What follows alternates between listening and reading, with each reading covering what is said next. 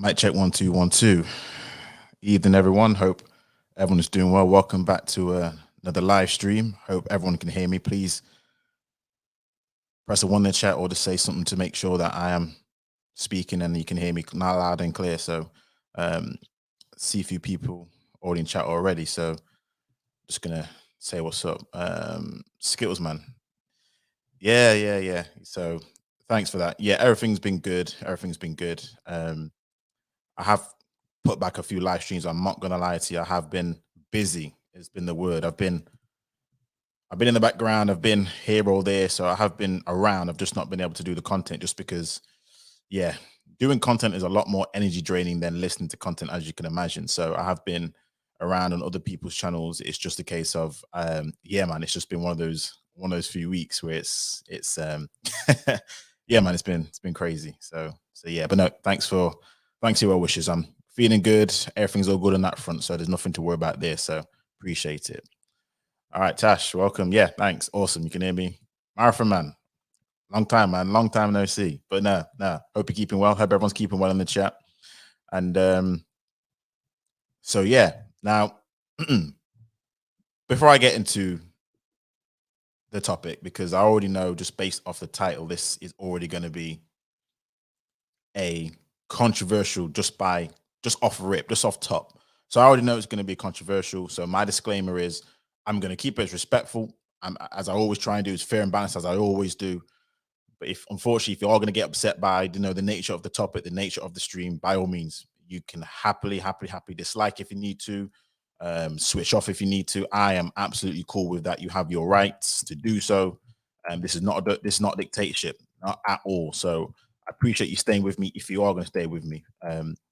Yeah, I just wanted to get that disclaimer out of the way before I kind of begin. But so the title, which is Respect the Culture, why I side with the whole FBA ADOS on this one thing. Now, I was going to do this live stream actually a little bit. It was going to be slightly different, but it was going to be based off the fresh and fit situation.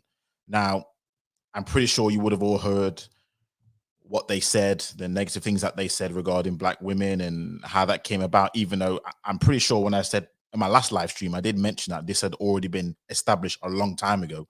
So I don't know why this came out again as if it was something new. This was nothing new to me, at least, shall I say. But it did. And a lot of people came at them for a lot of things that they said and with different angles that different content creators took. And one of them was regarding this whole, lineage situation here. And also I was on Discord server and this kind of came up and it's just an overwhelming topic that came up regarding this whole situation of, the whole FBA ADOS tag and what's come off the back of it, what's happened with that and all that good stuff. Because what I wanted to do, and this is what I really want to do, is hopefully explain just my viewpoint on the whole situation and talk about what I've seen. And again, I'm going to be trying to be fair and balanced as I possibly can be. But ever since the creation of the tag, there's been, again, a lot of backlash. So many things which I've heard been spewed by that side and basically both sides. Some of it I agree with, some of it I rightly disagree and rightly condemn. And I'm going to get into it later on in this live stream. But one thing which I do respect, and this is why I titled it Respect the Culture, which effectively you could say is respect the people, is I respect their right and I agree with their right that they should be able to, like everybody else, protect their culture, their heritage, their history, and ultimately their peoples. And with this tag, this is exactly what, from how, if I peel back the layers, I know it's difficult because of all the BS and all the thing that we've heard from some of the characters, Tariq Nasheed's being one who I'm going to tell you I do not respect. I don't. I respected it at the start when I was like, okay, this makes sense. But as more and more time it goes on, you realize sometimes what it's about. I'm like, no, I don't respect it. However, when I peel back the layers and get to the root of it, the root of the branch, the reason why I believed it was set in place, I have to respect. They want to make sure that, guess what?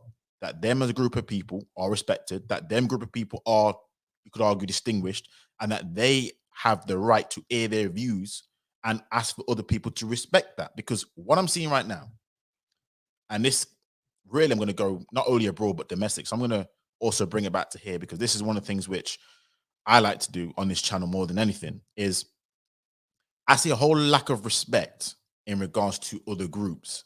And one of the points which I wanted to bring up, and the first point that I'm going to get into, is people really need to be mindful of interfering with other people's affairs. Now, it's like a family, isn't it? When you have a family and you have a falling out, you have a disagreement, that's family. That can be expected. You're going to hear ups and downs. You're going to hear different opinions. That's expected. That's family. But you know, when someone who's not family, even if it's, I'll be honest with you, cousins, maybe if it's uncles and aunties, you know what I mean? You have your nuclear family, but then you have your extended family. Now, sometimes how I see us as a group of people is like that. We have our nuclear family, which can split by whatever differentiation you want to, and then we have our extended family. And I know me myself, how I like it is if something goes on within our nuclear family, my family, I like to keep it that way, even if we do have a disagreement. So if something gets out to an extended family and they say something, I'm going to say, whoa, whoa, whoa, whoa, whoa, whoa, whoa, back up. This has nothing to do with you. You may be part of our extended family, but you're not part of our nuclear family. Now, some of the families may have a different code of conduct, but I know for me, I'm like this. Look, there's a line that gets drawn, which I'm like this. That's their business. As much as your family, as much as you share the same blood, you may, be related by, uncles, aunties on your mother's or your father's side. It does not make a difference. To me, how I see things is this. This issue is my family. So sometimes I see this a lot. And it's like, sometimes remaining ignorant is a good thing, but I can't remain ignorant to this kind of stuff. But I see a lot of people just interfering with other people's affairs. And that's why I try my best as possible, as you've seen on this channel, to stick to UK based topics. And it's why I've been doing a lot of my series that I've been doing. And I've been putting back some live streams, but there's some things, and I understand why they have the pushback that they do when outsiders come in, as they call it, and they try and meddle with their affairs. They try and twist and turn other people's affairs, because at the end of the day, there are things which me, myself, I'm just telling you right now, I will not budge on, especially, and this is the key now, especially when I know where you're from.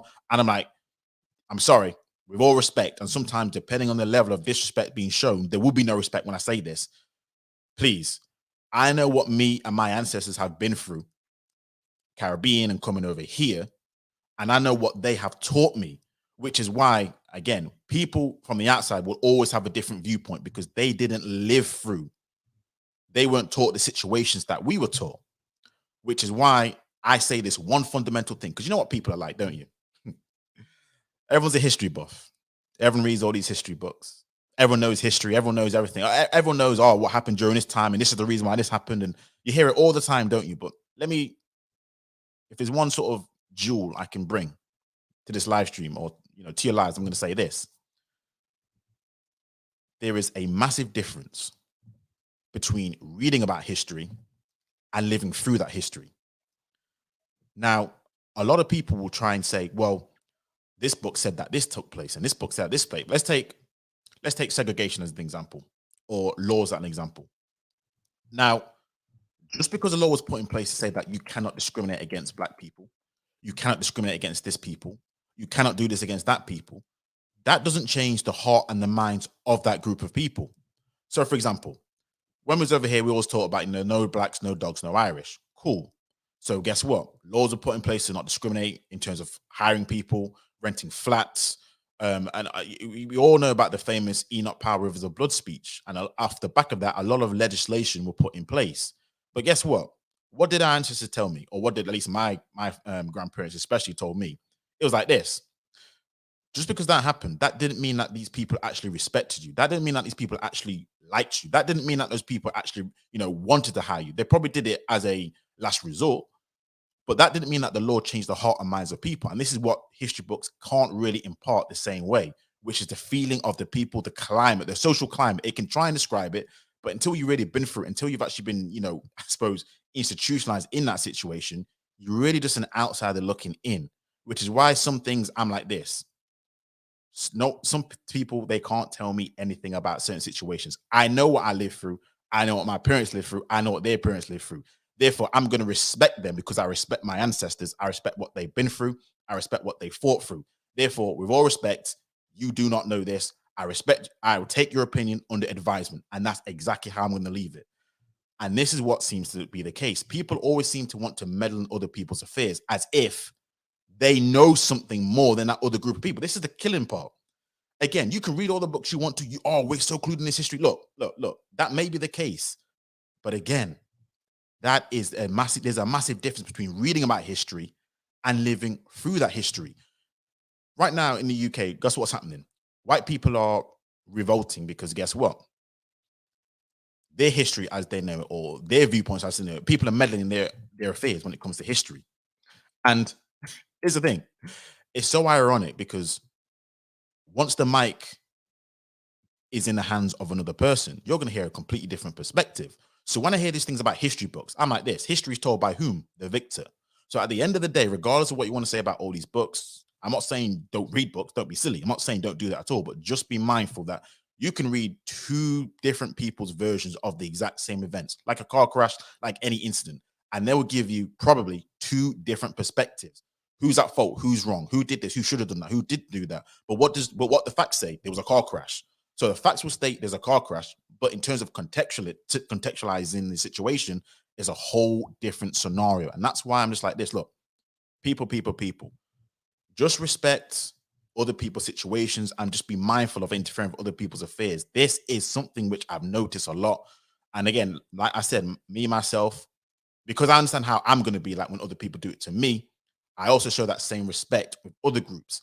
If you do have a dialogue, that's fine. I have no problem with that. But just come in humility and understand exactly that you are, how do I put it? You are just an ear listening into their issues, as opposed to you trying to come in and impose and say, I know this and I know this law was put in place and I know you guys can do this. And it isn't the point. But people, I don't know what it is. People nowadays, I think it's a social media age where people just seem to think that they have a God-given right to know everything about you. They have a God-given right to be able to speak on certain things. There's certain situations where I'm like this, look. Just cool, now. Just cool. Just relax yourself. You may have an opinion. We all have opinions, but sometimes stop meddling with people's affairs. People know their history as much as people think they don't.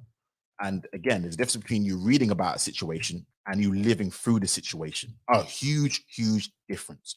History cannot tell you the certain things that I know about. It doesn't. It won't. Only sometimes you've been taught, and this is a lot of times when it comes to just a lot of Black culture as a whole. A lot of Black culture is actually verbally transmitted, not written. This whole written, transformation of history. I'll be honest with you, it's a non-Black thing. A lot of our history is verbally done, which is unfortunately why a lot of these things get missed. And I'm going to get into why, I suppose, for us over here, which is why I'm like, we do miss a lot of our history because a lot of it is verbal. Unless we don't talk to our, grandparents and their grandparents, we just miss a heck of a lot of information about ourselves, which is key. So as I'm getting older right now, I don't know what it is. I'm seem to be just more and more focused on our history and just understanding from the people them who actually lived through it. What was their experience? What did they live through? Because someone can tell you one thing, but again, my ancestor will tell you a completely different thing. And this brings me to my next point. It's for that people, it's for those people alone to decide what they should or shouldn't be.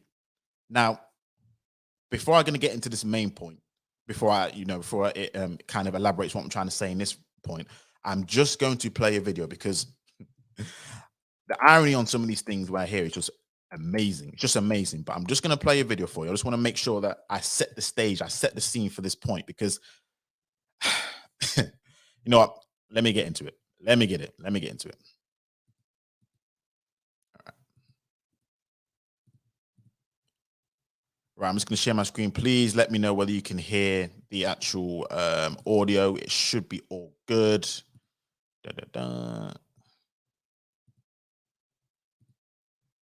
Right, okay. So I'm pretty sure you've all seen this, but I'm going to play this anyway. Let me know if you can hear everything. What is your message to Western human rights groups, to President Obama, to lesbian, gay, bisexual, and transgender people? Respect African societies and their values. If you don't agree, you just keep quiet. Let's manage our society the way we see. If we are wrong, we shall find out by ourselves. Just the way we don't interfere with yours.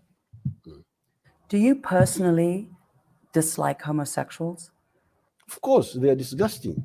What sort of people are they? How can you go I don't. I never knew what they were doing. That's how I've been told recently that what they do is terrible, disgusting.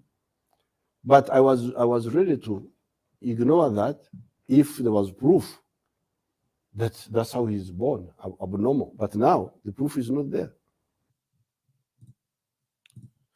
Right. So, sorry. Did everyone see that in the chat? Did everyone hear that? I'm sure everyone's probably seen it anyway. But did everyone hear that? I just want to make sure that I've not played something that you didn't fully hear, because I wanted just to key in on a key point that he made. Let me just say what's up to people in chat before you guys do say what's up. So, IC3, welcome. How's it going? GOJ, welcome. Hope you're doing well. Jesse, how's it going? Welcome. So, all right. So, the reason I wanted to show that clip, the reason why I wanted to get into the second point is he made a very, very clear and profound point. Because at the end of the day,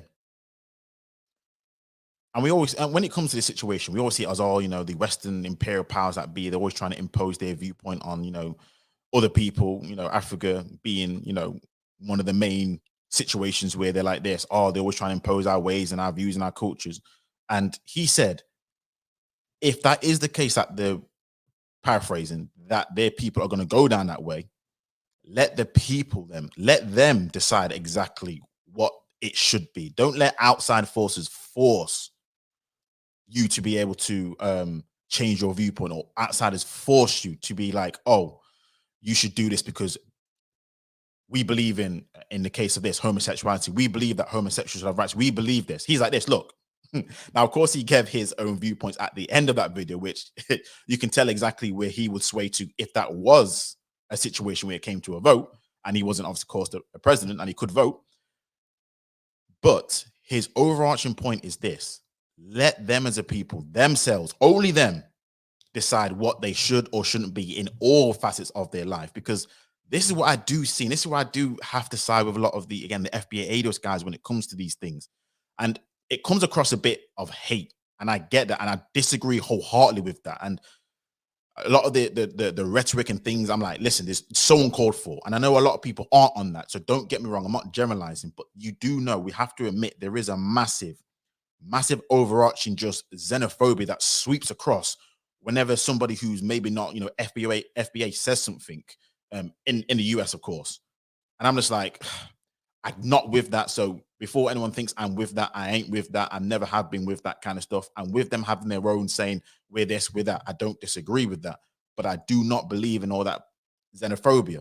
But I will say this: when an outsider says something, says you must do this, or your culture must evolve to do this, or you guys must think like we do, or you guys must do like this. Similar situation where the West was saying, why do you not have laws to protect homosexuality? Why aren't they like this? Why aren't they like that? Listen, with all due respect, miss, sir, it's up for the people, for them to decide exactly what it is that they should or shouldn't do. If they find out a part of their culture is not up to par, then guess what? Let them evolve. Let them decide that what they should and shouldn't do, or let them discuss it between themselves. I'm all for that. If they have a disagreement, okay, cool, back off. I don't care. If they have their disagreement, they should have their disagreement, and they should, as a people, agree to evolve instead of other people imposing their views. Because people, by nature, I think, are rebellious. So it's just like the mandate, the JAB, the C-19. A lot of times, and this is how I think, if it wasn't the fact that people were forcing people to do it or saying you must take this, I think a lot more people would take it up. But because people are forcing people, saying you must do this, or they're shutting down dissent, or people are now being more rebellious. So even though people who had no reason to be rebellious about certain things, just because you were forced into something, or just because they told you must do something, guess what people are doing? No, I'm not taking that. No, I'm not doing that. Because people are, let's be honest, most people don't want to be told what they should do within reason. If it's not breaking the law, it's not anything like that, people don't want to be told what to do. And it's the same situation, I believe, here. A lot of people, what they do is they just enforce themselves. You should do this, or you shouldn't be like this, or thinking that you know what's best for the group. No. Listen, let that group decide exactly what's best for them. You worry about yourself And even if, for example, there is something which you find that is better for that group, then what I'm going to say is this: just live your life as you should do. And in time, well, maybe in time, they will evolve to believe in, you know, I see this person, I see that group, they do it that way, they do it this way. It's like when it comes to me, when I look at other groups, South Asian is a classic example, and I see how they move and I see how they build their structure, their system, their ecosystems, their communities. And funny enough, when they always seem to swarm an area and they build it up, but they keep themselves to themselves. Let's be honest, they keep themselves to themselves. And from an outside, I'm like, oh, I respect that. And I'm like, this is what we should be doing. Why? It's not as if they tell us you should be doing like us. Well, I've not heard that. Let me just rephrase. I've not heard that myself. They just say, this is what we do. This is how we roll. This is how things happen over here. And then they'll ask me what happens over there. And that's how the dialogue starts. It's never a case that I've experienced where they say, you must do this. Why? No, you must do this. Now, have been in situations, obviously nowadays, with a lot of the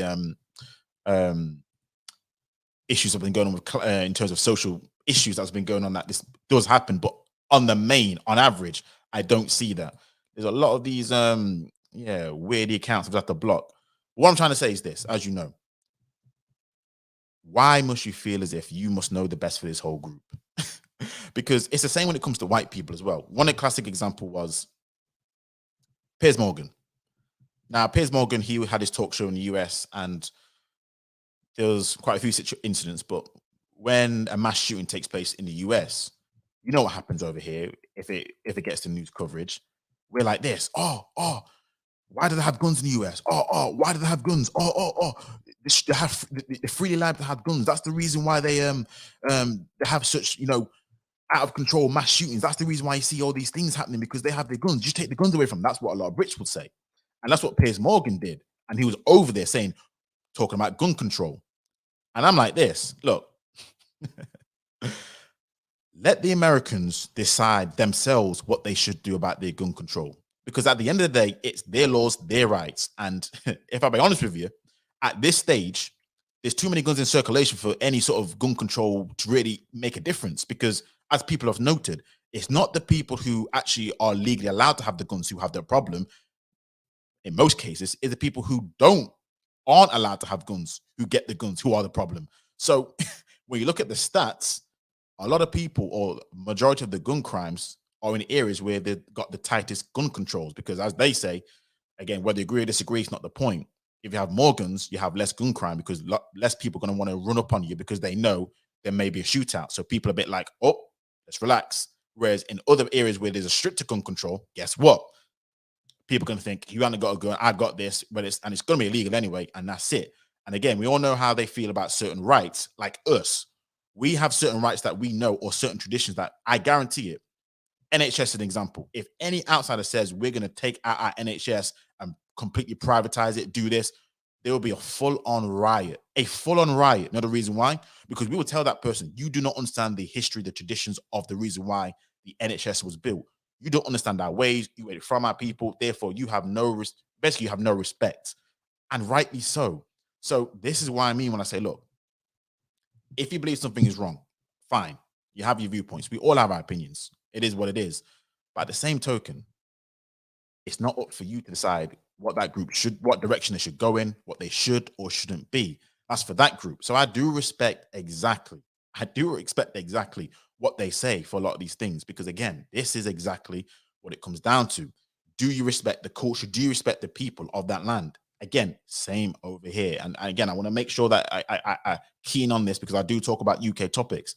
It's the same over here. There's certain things which I'm going to get into later on about, we should really have a code in which we should be like this. Look, I respect your viewpoints. I respect your opinions. It's all good. However, on this one, not, pun intended, take the knee. On this one, I respect it, but you know what?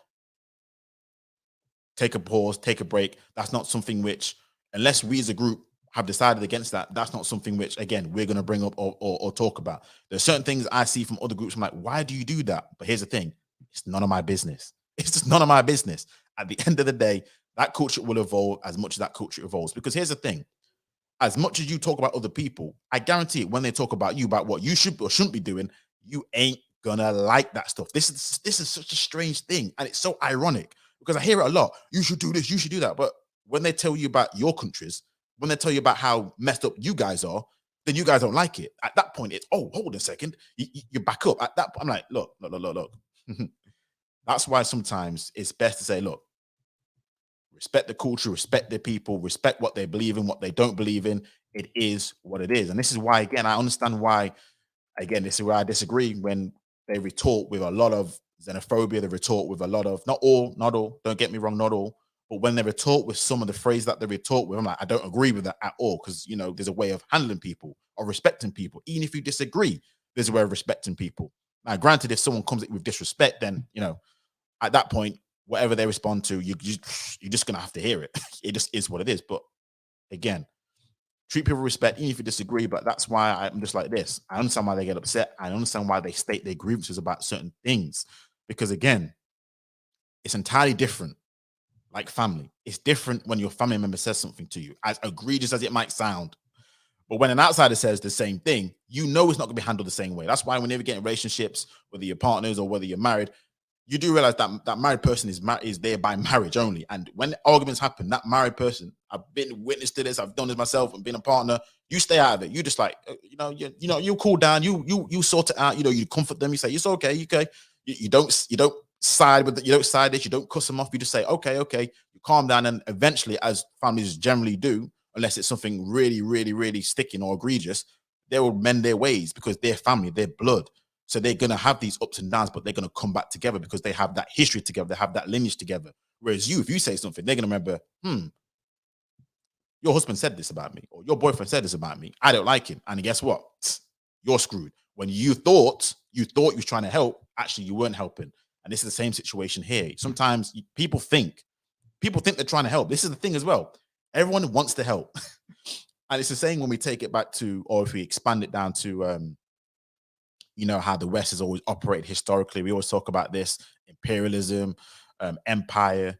And one of the retorts that I always hear from people because even like, who was it? Was it Boris Johnson or Michael Gove? One of the two, they were pretty much saying their empire or was necessary.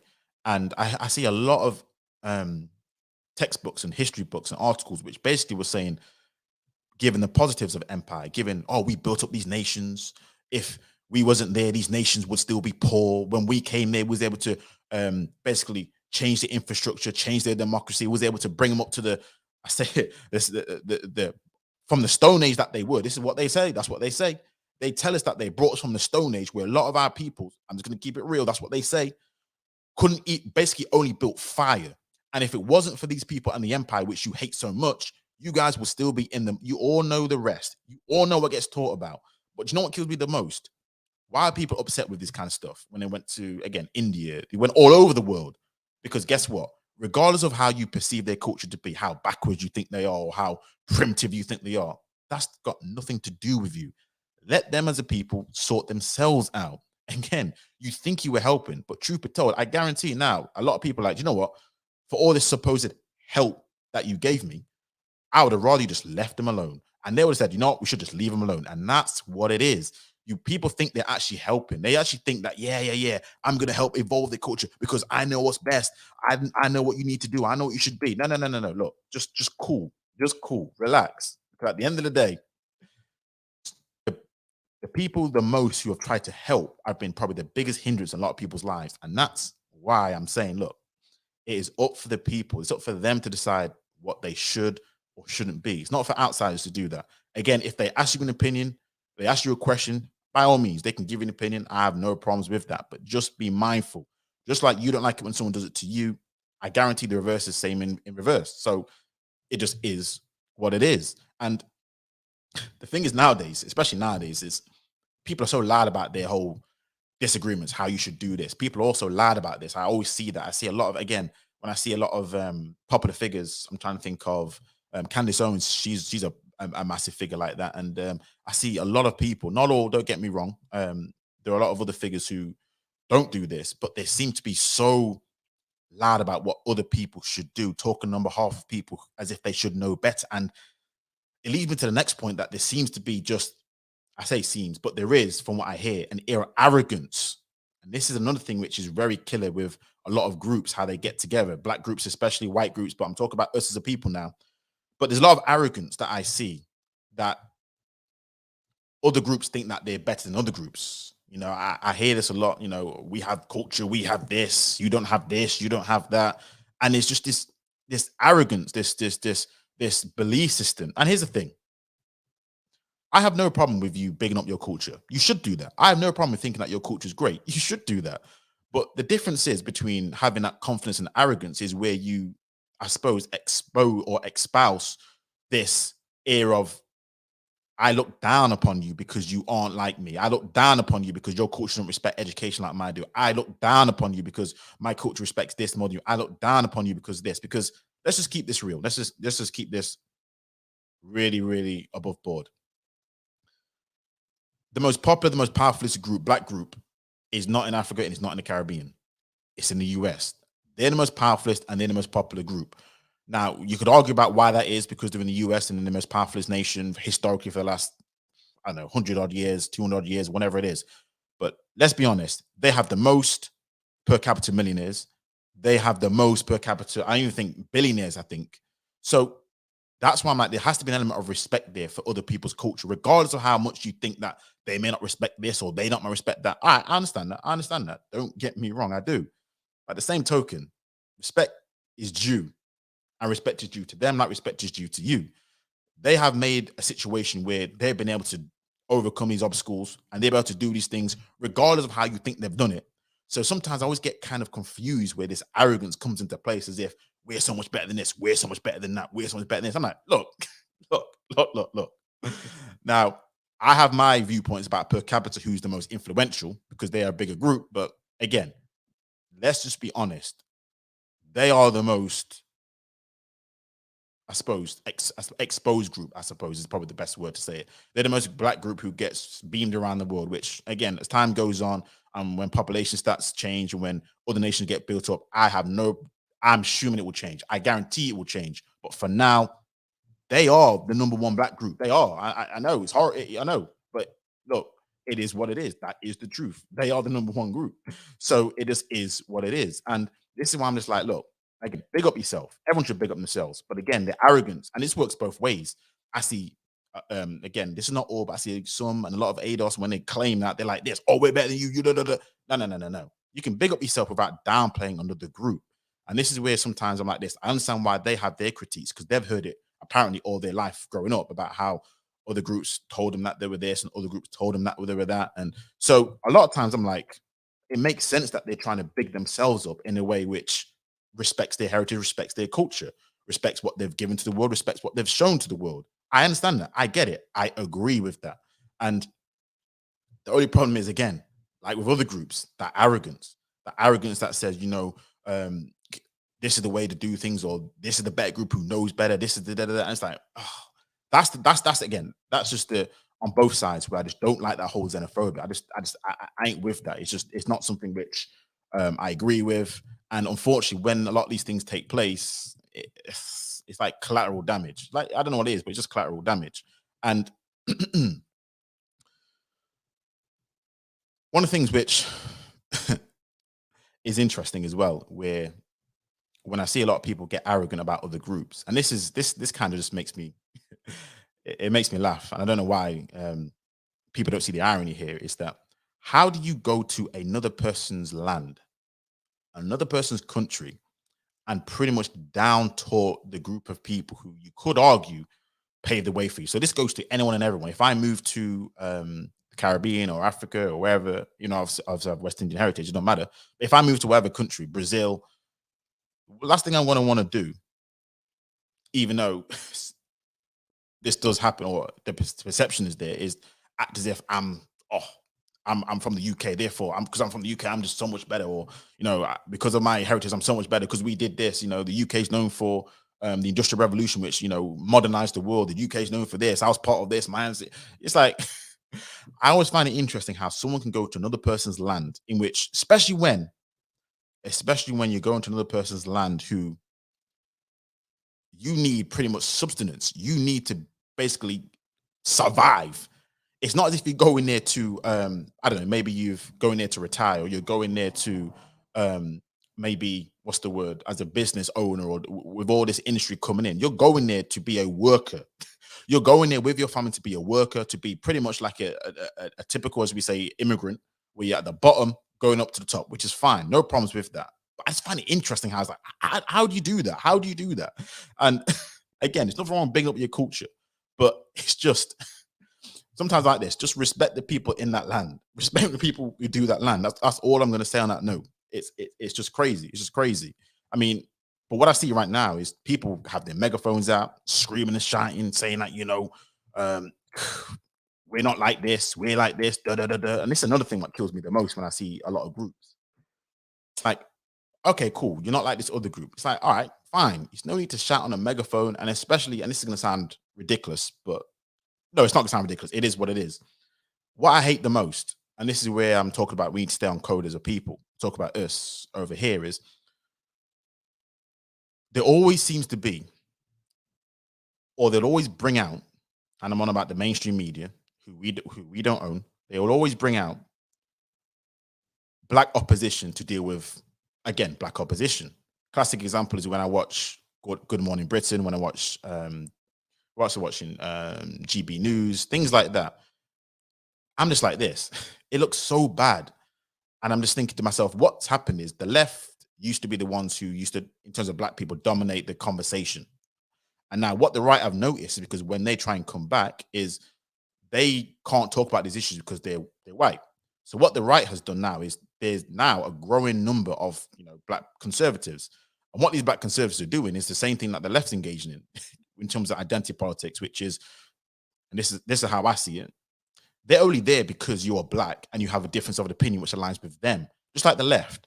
The left uses the right, just like the left uses black people, just like the right uses the black people, just for their own agenda. So when all these black people, whether they're conservatives or whether you're Labour, whether they say what they say, you're all, I look at it on the stage like, oh, why do you guys have to be doing this on national stage? I mean, I'm just like, again, this is that whole family stuff where I'm like, look, certain things, I'm like, me personally, engage with it in a different way, engage with it in a different manner. But I don't know. This is that new shit now, because guess what? The right have noticed what the left have been doing. You can only black people can sort of talk on this situation. Okay, cool. So guess what they do? They get the exact same in reverse, where you get, again, outsiders again coming in, spieling what they're spieling, causing confusion, causing mess, and it just hurts as opposed to help. And this is what I've noticed over there, and it's for sure what I've noticed over there. And I'm just like, this is why I understand. This is why I do respect it. Again, I have my grievances with the whole how it comes about, but I do respect the reason why it was created.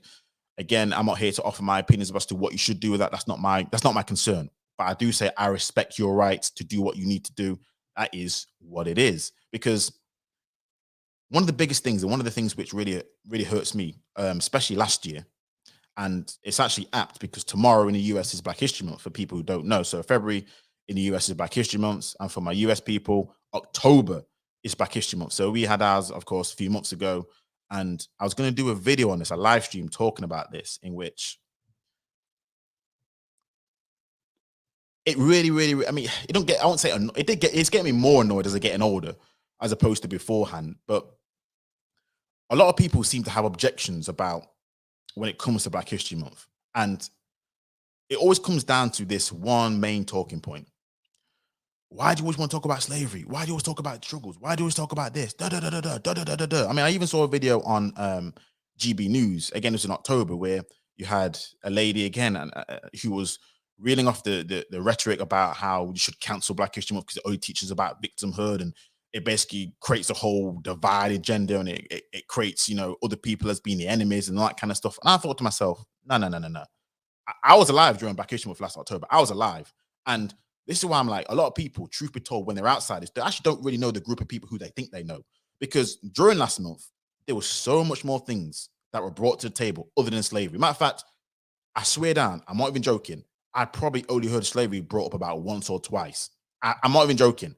But for the rest of the month, I was listening to so much more information, which we call it hidden truths or hidden situations about us as a people, which were never brought to life, especially growing up. But now with the advent of technology, social media, we have the ability to, especially nowadays, be able to go, I suppose, back in time to understand this as much as we can do. A lot of piecing of the jigsaw puzzle has to take place. But I'm like this, there's so much things that I learned that I never learned about, in terms of, again, hidden historical figures from footballers, inventors, hidden people who were around during like the medieval ages, who were black or African, as they say. All these things were learned or taught during Black History Month. But guess what happens? Guess what happens? When inevitably it does come up, because yes, it does come up. It does come up. I'm not gonna lie to you. Slavery inevitably will come up when we talk about Black History Month. Yes, it does. But they use that as a precursor to say we need to cancel all of it, as opposed to, hold on, there's a lot of good things that are taught during this month. It's not all about this and all about that. But from my perspective, let me tell you why slavery gets brought up, or it still will get brought up, regardless of how old I'm going to be, especially just for me and my history. And this is just for me. This is my viewpoints. If you have different viewpoints, I know it's all good, but this is my viewpoints. There's a fundamental difference between what happened in slavery and colonization. Okay.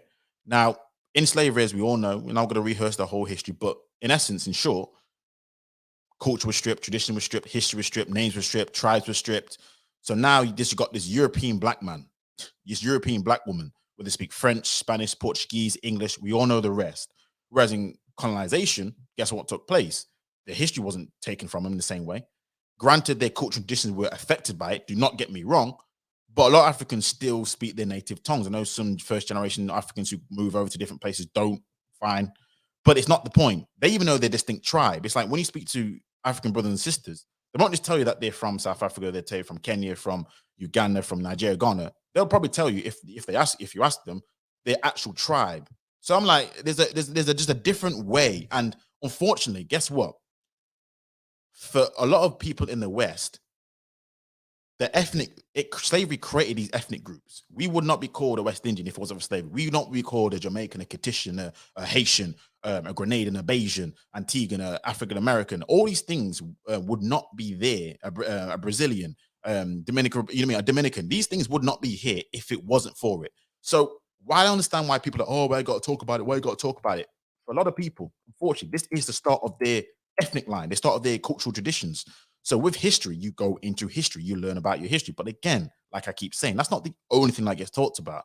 But it's always been a red herring that, oh, this is why we don't talk about this. I'm like, look, I get not weaponizing it to say you cannot get on in life, that you cannot progress in life. At the end of the day, slavery wasn't the reason why you got that woman pregnant. Slavery wasn't the reason why you gave up your womb to that man and you did what you did. Slavery wasn't the reason why that took place. That I fully agree with. But just from a historical standpoint, and this is what kills me when people come at Black History Month. White people have history that they hold most dear to their hearts. Why is that? None of my business. When I was in school, we learned about Battle of Hastings, 1066. Think about that. The Battle of Hastings was in 1066. Now, we're in the year 2022, and yet when I was alive, it was still over, 1,000 years ago, almost. Why in God's earth are Brits still talking about the Battle of Hastings? Why on earth are the Brits talking about Henry VIII? Why on earth are the Brits talking about this? Why do we get taught that? Another reason why, as to my earlier points about respecting the people, about it's up for the people to decide. They have decided that these segments of history is important to that group of people, because guess what it shows? It's the formation of the nation. It's how the nation came about. We're talking about industrial revolution. It's about how it evolves. They go through their history because they respect their history. So I always have to be careful and mindful about other people to say, you shouldn't be talking about this. You shouldn't be talking about that. Look, it's up for those people to decide. But at the core element of it, those people decide what they should learn about during History Month. Those people should be the ones. You shouldn't be discrediting other people's history. You shouldn't be discrediting other people's struggles. And unfortunately, this is what it is. It struggles. But it's acting like we're the only group of people who talk about this stuff. We look at the Jews. I always bring up the Jews because I have to, because it's just an apt comparison. Jews, even if you dare to question the validity of the Holocaust, that is called anti-Semitism. So let me just say that again. If you dare question the validity of the Holocaust, they call that anti-Semitism.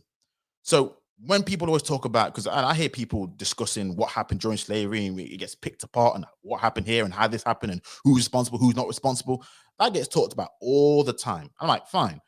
But do you know in other cultures, just by you not basically going with the line that gets said that, they were, innocent Jews, which I'm not saying they weren't, but if you don't go with their line that they actually want you to go with, they will call you an anti-Semite. You want to know what happened with Wiley when he was saying what he was saying? It was like this, boom. he got kicked off the panel because they exerted their power. But here's the thing. Don't worry about skills, man. I'm gonna be careful with that J word, but I don't care. It has to be said because it's just the honest to God truth. Those group of people decided this is sacred to us. And you look at the media, you look at the films that have been created. I did a video on my channel in which I compared videos talking of movies and films talking about slavery in comparison to movies and films talk about the Holocaust. Night and day difference. You know what I mean? Movies and films have been great ones, by the way, which I like, talking about the Holocaust. Man, they will not let you on God's green earth forget what took place, as they shouldn't do. So why is it that people want us to almost seem to, brush it under the carpet, forget about this, forget about that? Look, no. That's for that group of people to decide what they hold most dear. So during that whole month, it's just like this. Look, if whatever they decide to talk about, let them talk about it. It's their history, it's their right, it's their struggle, it's their past. At the end of the day, we all are a product of our history. That's the only way how we got here. We all are a product of our history. So I always find it interesting when other people saying, "Oh, why is it called this? And why is it not a White History Month? Why is it not a this History Month?" Why? Listen, that's irrelevant. That's another gaslighting tactic. It's completely irrelevant about what other groups of people are doing. That's for them to decide. If they want one, then they do whatever they need to do to get one. At the end of the day, it is what it is. And this is why I'm just like this. People always seem to want to, and it's just the truth. A lot of people want to discredit other people's histories and their struggles, but I guarantee it, they know their history. This is another thing. Other people know their history. So I'm like, so why wouldn't you want other people to know theirs? But again, this is whole part of why, again, my FBA crew, my ADOS crew, listen, you have my back when anyone, including people like me, who not me, I don't care. If people say you shouldn't be talking about this, why keep talking about this? Look, that's none of my business. At the end of the day, that is exactly what you guys have your right to talk about in your groups, how you want to talk about it. It is what it is. Because what I've realized about a lot of this talk is it doesn't matter if you stop talking about slavery, because you could talk about anything else. Because when I read through the lines, and again, during Black History Month in October, there was so much things that we learned about footballers, inventors, the first firefighters, all these things to try and inspire Black people. All cool. But you know what it is? Whenever we talk about these things, we hear groans. We talk about Black excellence, we hear groans. We talk about, Black kings and queens and ancient empires, we hear, oh my God. When we talk about Asian Black civilization, oh, here we go again. When we talk about what Black people have contributed to what, oh, here we go again. When we talk about all these things, oh, here we go. Another reason why? Because a lot of times people just want for you to shut up, go away into a corner somewhere because you're making too much noise. A lot of times, I don't know what it is. I don't know what it is when I see it. But a lot of times I'm like, is it because you guys are uncomfortable about, upsetting, I don't know, other groups of people, the main demographic, white people? And this is what I see a lot. And I'm not saying this all. Don't get me wrong. I'm not saying it's all. But I see a heavy dose of outsiders when they come into certain lands. They seem to, it's almost as if they become oppressors to those same groups of people, to your own race of people, as opposed to allies. And that's something that I've noticed, which I can't understand. Again, I have to preface, it ain't all, don't get me wrong. But again, what I've noticed and what I've seen more and more often is you become, it's almost like you want to protect white people, like let them protect themselves. I'm like, why is it? It's like over here, I'm seeing people saying, oh, we know, not all Black people think you're racist. We don't think all white people are racist. Listen, white people are going to come out here and protect themselves. I saw Boris Johnson when whole Rule Britannia, the night of the Palms, they were trying to get rid of that. And white people were saying, we don't want that removed. So trust me when I say this, when they're ready, they will defend themselves at all costs. You don't need to worry about them. You don't need to worry about them. So I don't know why it seems like a lot of these groups seem to want to almost be, oh, no, we're not like that. We're not like that. And then what happens is instead of becoming an ally, a friend, you then actually take on the actual image and the actual, flow of the oppressor. And I'm like, what? What's going on here? It's like, oh man, especially when you consider other groups have, paved the way in terms of wars, the social climate. They've made the place what it is today. We got to keep it real. Whenever you go to a different place, understand that those people who were there, who are still there through all their lines, they've likely had to go through, especially our people, we know this, they've had to go through a lot of hardships to get to where we now call it, well, this is a racial metropolis. This is now utopia. This is now a post-racial society. I'm like, look, The reason why some people, you think they hold on to it, it's not that. They just understand exactly where things are more than you do, more than we give ourselves credit for, more than any history book can tell you, more than anything can tell you, because they live in, boots down on the ground, and they've been there, they've seen that, they've seen the history, they understand that kind of stuff. And instead of becoming like an ally, it's just like you just want to, I'm gonna have to say this word, you come across as being sellouts and coons. And I hate having to say that word because I don't like it, but this is how it comes across. And I'm just like, oh God, it's embarrassing. It's just embarrassing. And it seems like a rite of passage at this point, where again they always want to declare that I'm not like them. Again, this is to the white people. I'm good. They're bad. Da da da da da da da da da da. And again, I'm not generalizing. Don't get me wrong, people. Don't want to get upset. Disclaimer though, but if this has to come out, it is the case. It's just mad. And yeah, it's why a lot of words come out which I know people don't like. Docile, that's another word that comes out which people hate, but it always seems the case of, and I'm going to say this, if there ever was, heaven forbid, any sort of race war, any sort of climate that took place, the main group I would want on my side would be Black Americans. I'm being honest.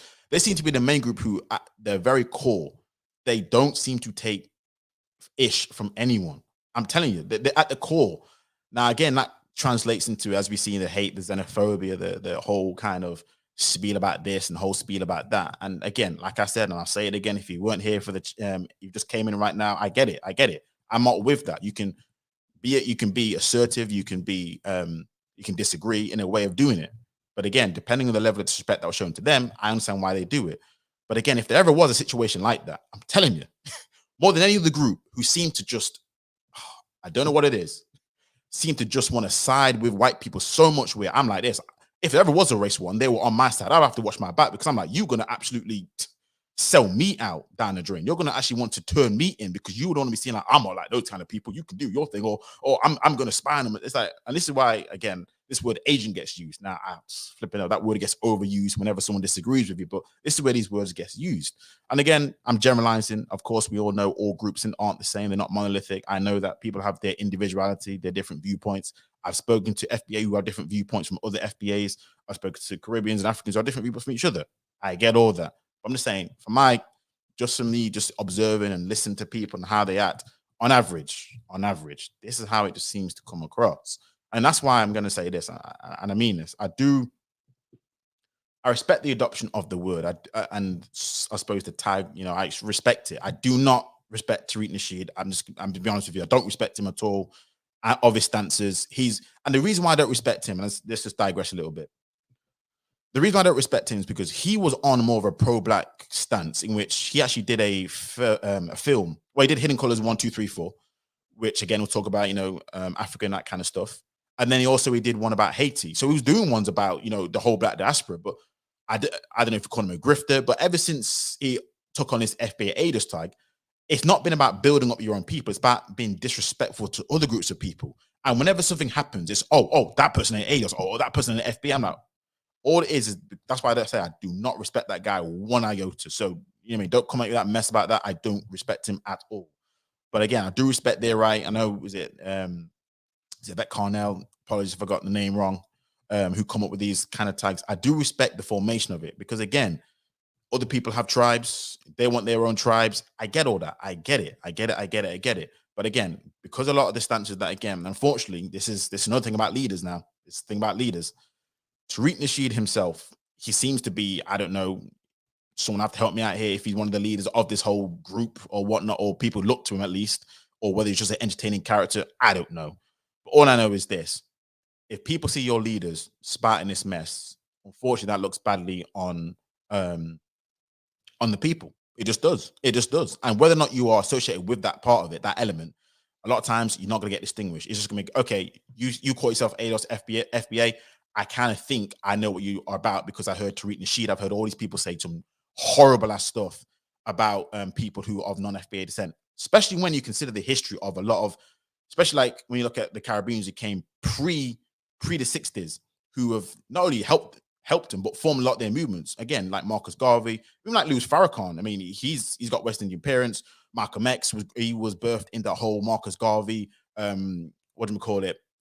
Pan-Africanist movement. So there's a lot of situations where if people actually know the power of what we have when we come together, and this is one of the major things which I wanted to talk about, and how when we come together, we're actually more powerful than we split ourselves apart, regardless of whether you want to call yourself this tribe, that tribe. That's fine. Calling yourself what you want to call yourself is fine. But I'm like, listen, we still came together way back when we thought at one stage we had a oppressor. But nowadays, because, and this is the problem now, this is the problem, because we're so-called free, because we have all these rights, we can move around the whole globe. Let's be honest, it's nothing to move around the globe. I know people talk about finances, but yeah, if refugees and asylum seekers can, you know, come across here on dinghy boats, then I'm sorry, there's a way around you moving around if you need to. If you want to leave a place, you can do it, but it's just a case of, you know, whether or not it's going to be a situation that you're going to be comfortable in. That's the key. A lot of people say, oh, I can't move here, I can't do this. You can do it. It's just you want to be in a comfortable setting that you are used to back home, which I respect. But again, a lot of immigrants, they come here with nothing on their backs other than their children and probably not even their language. That's how deep it gets. Not even their language, and they still seem to be able to do what they need to do, or at least try and survive. So, but it always seems like because we have life so comfortable, because we do these things, we just want to divide ourselves over stupidity and be just completely xenophobic about that. It's just, it's just mad and it's just crazy. But this is what I really want to talk about to do with when it comes to this topic, because if outsiders are going to say what they're going to say, then I'm going to say this. I'm going to say, look, you built your grave. You the one who did all this kind of stuff. Listen, if they come back at you, then they come back at you. Because again, like I keep saying, those groups of people should have the right to agree or disagree on whatever they want to. That's their right. That's their family group. It's like over here, and this is what I think we should have. We should have the same similar type of code where we're saying this. Look, the reason why we want to continue to talk about our history is because, like what Brits are experiencing, white Brits are experiencing right now, which is why they hate things. This is always interesting. Where, do you know when people know what time it is when their history is being taken from them, in their opinion, is Brits are saying this, oh, they're taking our history from us, which means they're taking our heritage from us, which means they're taking away our past, which means they're taking away who we are. Thank you. Thank you, thank you, thank you, thank you, thank you. That's what Black people, my group, have been saying for the longest. The reason why we've been fighting for our history is because we know if someone else tells us our history, guess what happens? You're going to tell us that we came from here, we came from there, we did this, even if all this is BS, because guess what? You control the narrative. But now, because they're not controlling the narrative, they're upset because guess what? It doesn't fall in line with what they were told. It doesn't fall in line with they're amazing. It doesn't fall in line with we're superior. It doesn't fall in line with this, quietly as it's kept. Whereas I'm just like this. This is why, again, history is so important, and it's so important to be respected, which is why I'm like this. For me, when it comes to Black History Month, I like it. I respect it. Nowadays, I think we can mobilize a lot quicker, a lot faster. We can do things in a different way, which doesn't have to be in the arena of outsiders, if you see what I'm saying. A lot of times now with social media, it's a case of now, and beforehand, when this was, when Black History Month came into place in October for us, way in the 80s, and I think it's 87 exactly. Obviously, there's no social media. The publications were small and few. So of course, there's a lot different in terms of how the optics were. Whereas now we can do things slightly different, keep it, but we can do things slightly different where we can actually say, okay, we're building from the ground up. We're making sure that our people know our culture, our history, and not only that, other people respect our history and our culture. So when outsiders come in, we say, you know, we'll take what you said on the advisement. However, this is not something that concerns you at this stage, because other groups do the exact same thing. Whenever they have something that they hold most dear, they will tell you, you ain't touching it. You only have to look at when it comes to South Asians, particularly like Pakistanis and stuff, when it comes to their religion. Good heavens. Just the mere talking or depiction of a prophet is just heresy to a stage where you guys remember what took place with that teacher in Yorkshire, where he had to go into witness protection for merely, I don't think he even actually showed the cartoon, but discussing the possibility of showing the cartoon. You see how deep that gets? Because certain groups like this is part of our culture, our religion, whatever it is that we hold most dear. If you mess with us, again, witness protection. This guy had to probably change his whole name. I can't remember exactly what the update on this guy is, but this guy, he ain't teaching ever again. And if anything, he's going to be under a new name, a new alias, everything. Such is the respect that they have for their own people, their own culture, their history, traditions, even when it comes to crime. So I was watching some crime shows, and I when I go around some Asian areas, I peep how they move. Because I remember driving in an area which it was a street where it was all South Asians. And when I just parked up, I'm telling you, I swear down, I don't know what they were thinking. I don't know if it was anything to do with me. I don't know, but it was like 6 of them came out, just started staring at me, looking at me as if to say, "What the hell are you doing here? You're a foreigner." I was like, "What?" This is how sometimes once you understand how certain cultures are at certain stages and how they seem to protect their own and how they don't seem to like outsiders in. It even got to a stage I was like, bro, I might have to be careful about locking up my car because it might get, obviously they didn't happen, but you see what I'm saying? I was like, I went to an ear, I was like, whoa, what going here? But this is exactly what it is. And I'm not saying we have to be like that, don't get me wrong, but it's about it's the code, it's the overarching point about, look, if we are too inclusive to our detriment, we really are. We're too inclusive. I talked about this so many times and I'm going to keep talking about it. A lot of our main things that we hold dear to when it comes to food, especially stores, hair care, we don't own those things. So think about this. We don't own it, number one. Number two, I say we allow, but we just go to these stores who, I suppose they patronize us when they want to. And I'm just like, this is a reflection of our culture. We let everyone and anyone come in and say, you should do this, or come in and take over what we should be the ones who absolutely have the predominance over. Even if another group tries to come in about something, they can't match us because it's our culture. That's why that's why the main starting point of every culture is they sell their own culture to themselves through their stores, through their media, whatever it is, they sell it. I mean, even when it comes to, even right now, there's an Asian family next door, and you can tell because guess what? I can hear the TV and stuff like that, and guess what happens? You can hear their culture beaming from the TV. And like, they make sure that they cater to their own culture first before they do anything like that. So this is why I'm just like, when people were saying, "Oh, I don't agree with Black Pound, I don't agree with this," I'm like, look, I'm sorry. All the groups understand this more than we seem to want to understand it. And we let them tell us, "Oh, don't worry about that." While they themselves would never tell those certain people to don't forget about that. They would never tell those groups of people, forget about your history, your culture, your heritage. Don't worry about your own people. They'll never tell them to do that kind of stuff, because once they've hit with that same thing, like, no, that's not what we do. And I'm like, we're too inclusive, I think. We're just too inclusive as a people. Now, I know what people are thinking. I normally drop the link. But you know what? I'm not dropping the link today. I'm not dropping the link. The reason I'm not dropping it because I know this may get a little bit heated, and it may not do, but I'm not dropping link today because, yeah, I just want to make sure, I just want to get this out. I'm not gonna drop the link. So it is what it is, people. I do appreciate you all for listening. I do appreciate your time for tuning in. I hope you got a lot out of it. But I just really wanted just to sort of talk about this and say this and yeah. This is the thing. This is the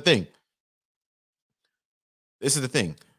I do believe that for a whole heart that we do not enough, from what I understand, care about our culture, which is why I've said this. A lot of UK Caribbeans, their culture, it is absolutely dying.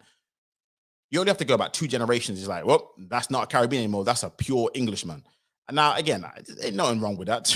I say nothing wrong with that, but it just goes to show that, truth be told, we don't really uphold our culture as much as other groups do. And it's to our detriment. It's really to our detriment, because at the end of the day, I'm going to say this, not to digress, but I'm just going to say this. This is how I've observed when I, talk to people and my friend groups and families and stuff, that, when you separate a person from their culture, this is where the tag of you're acting too white or you're acting too this comes into place. And this is something which it doesn't get really explained enough, but there is a truth to it, where what people are actually saying to you when you say you're not acting black enough or you're not acting this is, I know it comes across as harsh, because it can be quite stupid as well. Do not get me wrong, depending what they tell you.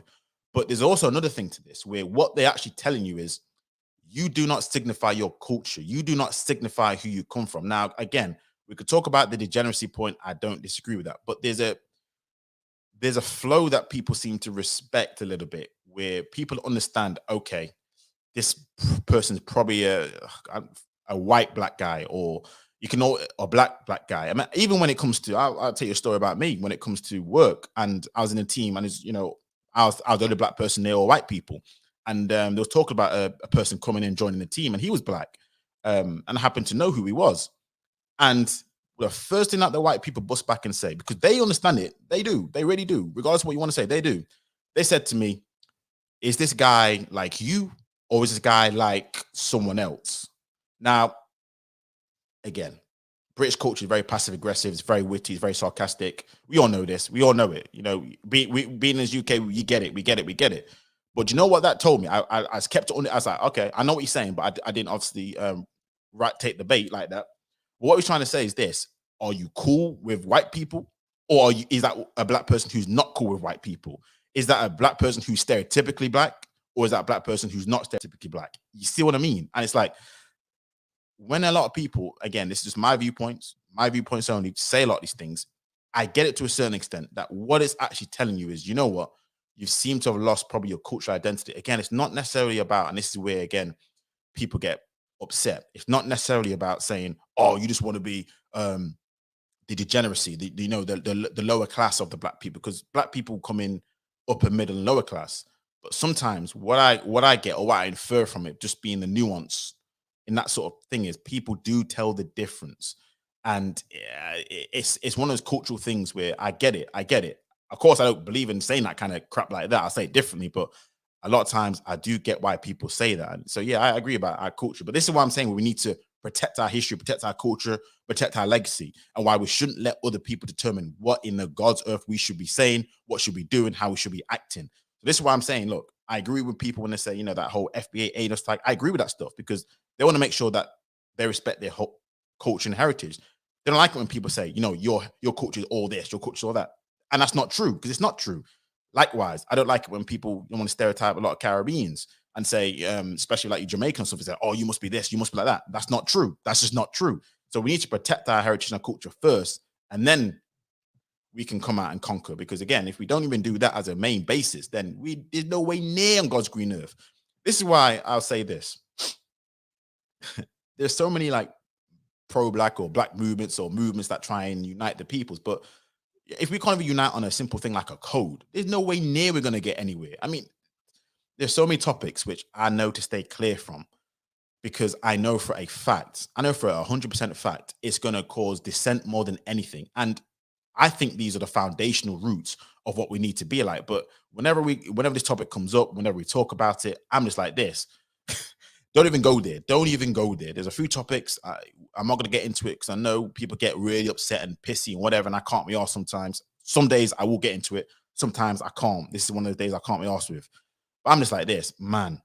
If we can't even agree on a code about certain, I think, small things, then there's nowhere near we're going to be on code for bigger things. And which is why this is what takes place, which is why we have all this divide, which is why, again, we see, in my humble opinion, a lot more nowadays, a lot more black folks seem to just, I don't know, they come across as just, yeah, sucking up to the masses, sucking up to that, because they just, it's like almost like they want to prove themselves that they're not like that. I'm like, man, please. And again, yeah, Tash, I agree. It's like, and this is part of being on code.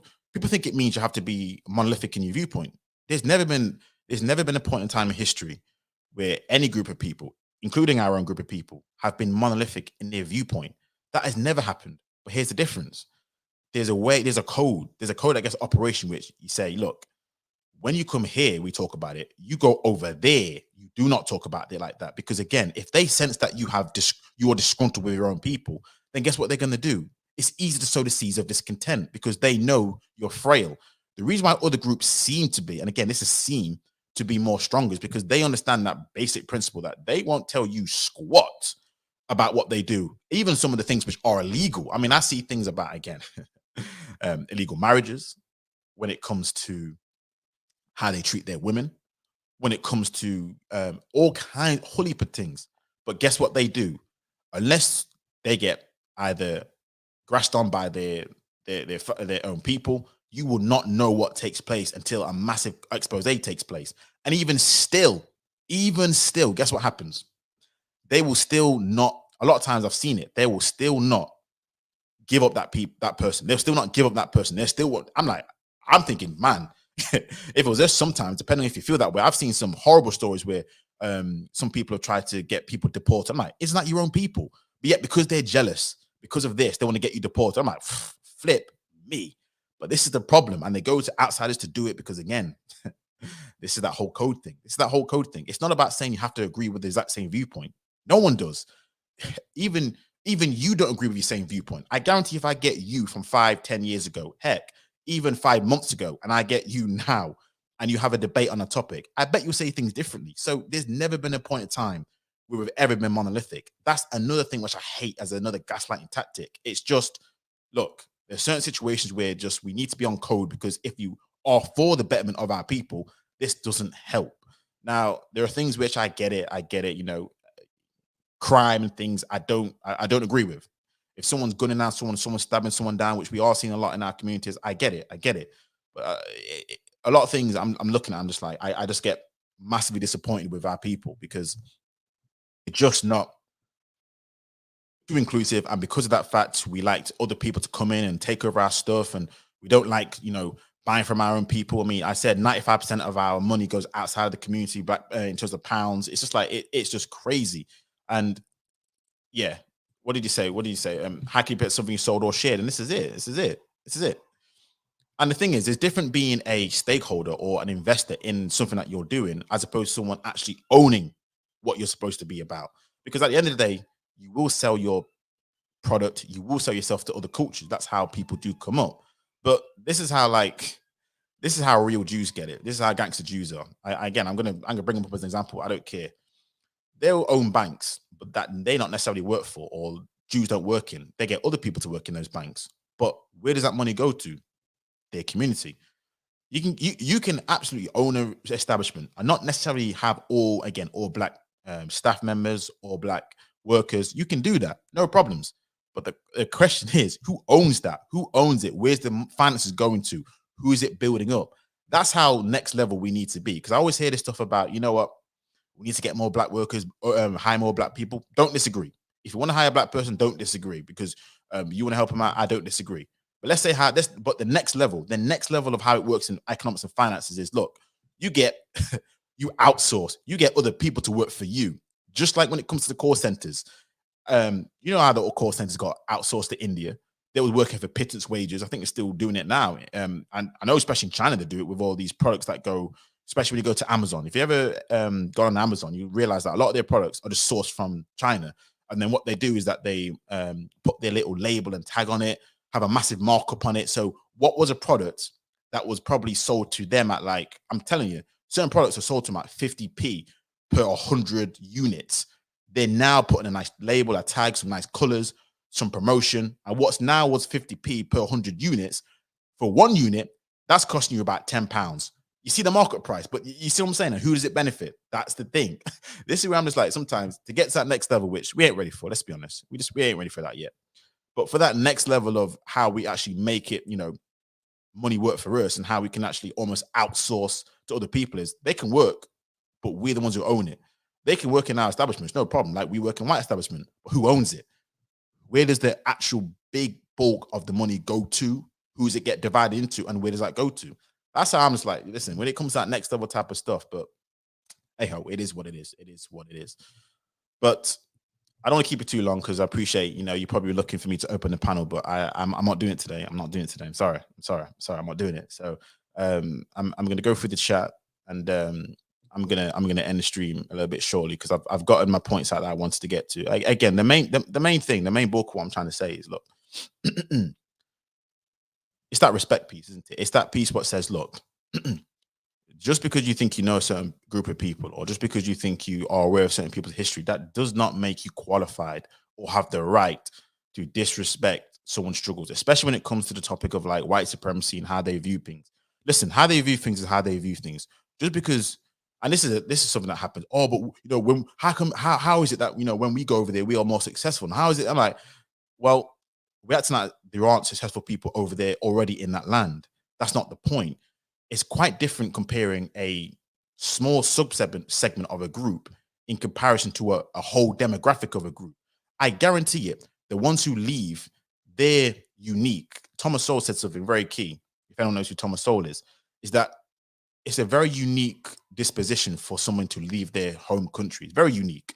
Not necessarily in terms of financial uniqueness, that does come a part of it nowadays, but I'm talking about in terms of mentality uniqueness. And when you have that, of course you could probably have a leg up because also they don't have the kind of, I suppose, entitlement issue you would expect.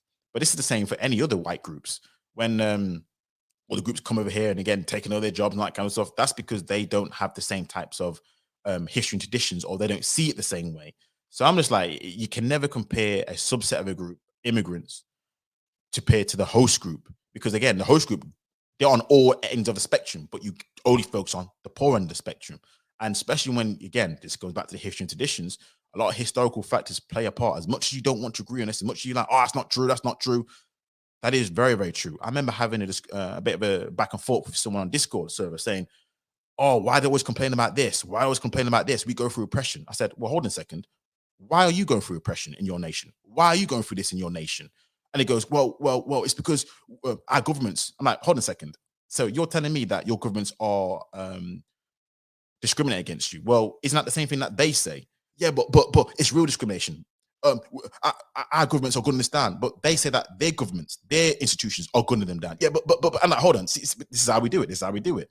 We always look at things like, oh, other people. Oh, why are you complaining? I'm in real struggle. I mean, like, well, hold on. Why have you not fought against your struggle? Why have you not fought against your oppression? But again, at that point, it's always, but. I'm like, all right. But it's just, yeah, some of the things that I've seen when it comes to just the disrespect between other groups and other things like that, it's mad crazy. It's mad crazy.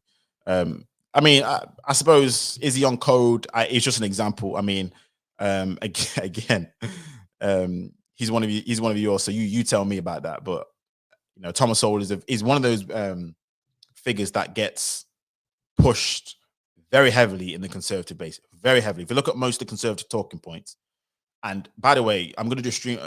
I'm hoping to, you know, touch wood, knock on wood, that the stream tomorrow, because there's a lot of conservatives, which a lot of conservatives I see right now are just disgruntled. Black conservatives, they're just disgruntled people unhappy with the conditions, and I get it. But truth be told, when you look at the history of what took place and who's actually been the ones who's helped us, is a whole different picture. But that's tomorrow's stream. But yeah, in terms of Thomas Sowell, yeah, he's a figure that's much talked about, or his pieces in terms of conservative spaces, which yeah, I think he's been touted as one of the greatest philosophers of the 20th century. I think that's what they called him. So yeah, it is what it is.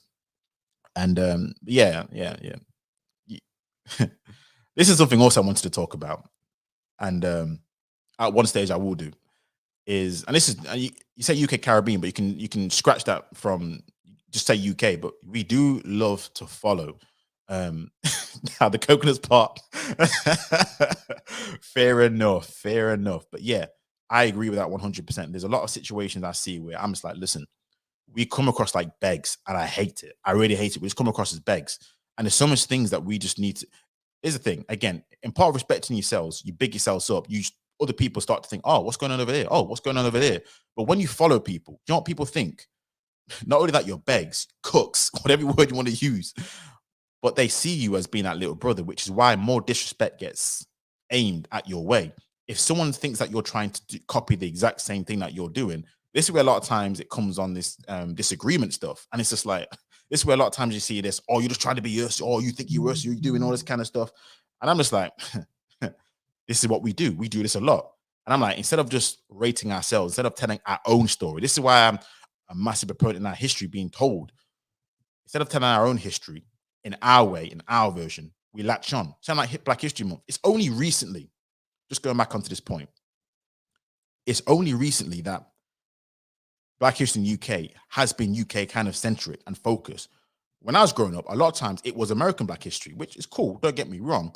But I'm like this. A lot of focus wasn't on UK Black history. So a lot of things nowadays I like because it's focusing on UK Black history. And again, history, which I'm learning because I'm older and I'm, you know, I want to say I'm wiser and all that kind of other stuff. There's a lot of things which I have learned, which I know we never learn at all. And this is why I'm just like, I like to keep it in the focus, in the forefront. People can talk about, oh, every day is this, every day is that. BS. White people have got a whole university course package on history, and they learn their history. Don't get it confused. History is a topic, a serious topic, which they hold with serious high esteem. That's why whenever other groups of people, you trying to recreate their history, they don't like it because they understand how important it is. Again, it only took me when I was older to really understand it, because I didn't like history growing up. During my options, I took geography over history because I was like, screw history. I was writing too many essays about, you know, what took place here or there. I was like, oh my day. So when I was younger, I was like, no, I hate history. But growing up, you just understand so much about it, because that's your connection. That's your connection to your roots. And if you don't have a sufficient connection to it, I know we talk about your parents, your grandparents, all that kind of other stuff, but even still, that's your connection. That's your story. That's who you are as a people, the good, bad, and the ugly. And unfortunately, people only focus on the ugly and want to disregard and disrespect everything else. BS, BS, BS. So it is what it is. I mean, I'll say this. I don't mind that label. A lot of people seem to have a problem with that. But then again, I'm like, when people have a problem with that, they also seem to, I'm not saying you are, they have a problem with other labels as well that they put on him. And I'm just like this. People say, oh, but black was a term that white people created. True. But so was, you know, Nigerian, so was, you know, Jamaican, so was, you know, Haitian, so was Kittian, so was Antiguan, so was Barbadian, so was all these labels. A lot of these labels were created by white folk. So, you know, sometimes I'm just like, whatever you want to call yourself is whatever you want to call yourself. But the fact remains that, you know, us as a group of people that came from the shores of Africa, we know what we're talking about. And again, Africa, I don't think the actual native people call themselves Africa. I keep hearing it was the Romans who called it Africa and all this kind of other stuff. So depending on what you believe, it is what it is. But yeah, I don't know. I don't know if you're Pan-Africanist or not. I don't know if you're more separatist, but it is what it is. It is what it is. But make sure you like the stream. I've not even said this. You know, sometimes I always forget, but thank you everyone for tuning in. Please make sure you like, share, subscribe if you are new. And again, tomorrow, everything willing, everything, if the stars align, I'll be back talking about basically this whole Labour Conservatives and where I stand on this whole piece. Because yeah, I just want to talk about where I stand on this piece and just some historical context as to why we as a people have voted the way that we do. I did a couple of videos on my channel talking about why we have voted Labour, why we've done this kind of stuff, why this is the case. There's a reason for it. And this is why history is important as well. Much people say it, but there's a reason why people vote the way that they have done. It's not all because they're stupid. And this is something which, I'll be honest with you, I've been full foul of. Oh, you guys all vote for the same party. You stupid, you stupid, you stupid. Our ancestors are a lot smarter than we give them credit for. They've had to survive a lot of things that I'm telling you right now. Me personally, I don't think I could have survived. So when a lot of times people say this kind of stuff about being stupid, always clap back at this kind of stuff, because at the end of the day, people now are complaining when the internet goes off. People now are complaining when electricity goes off. People complaining if stores are closed. People complain about all this kind of first world BS. Whereas back in the day, you didn't have to, you couldn't complain about this kind of stuff. You had to get on with your absolute life because it's life or death. So a lot of times when I mean, again, I used to be like that. I'm not gonna lie to you, I'm not gonna be from my high horse. I used to think, oh, you guys are stupid. They're a lot smarter than you give them credit for, because at the end of the day, you're only here because they've been smart enough to survive this long. So just keep that in mind when people start disrespecting your culture, disrespecting your people. At the end of the day, what's Darwinism 101? Survival of the fittest. And our people have survived, and that's why we're here today. And that's why I'm just saying, I respect the old ADOS tag. I respect the FBA tag. Do not get me wrong. Again, I part ways with this the xenophobia. I part ways with the disrespect. I part ways with all that kind of stuff. But I respect that part, because again, like, you are a product of your ancestors, they're a product of their ancestors. That's how it is. So on that note, I'm going to leave you all. Hope you have a great evening, depending where you are in the world, or a great afternoon. Hopefully we'll be back tomorrow. Make sure you tune in. Again, like, share, subscribe, and I'm out.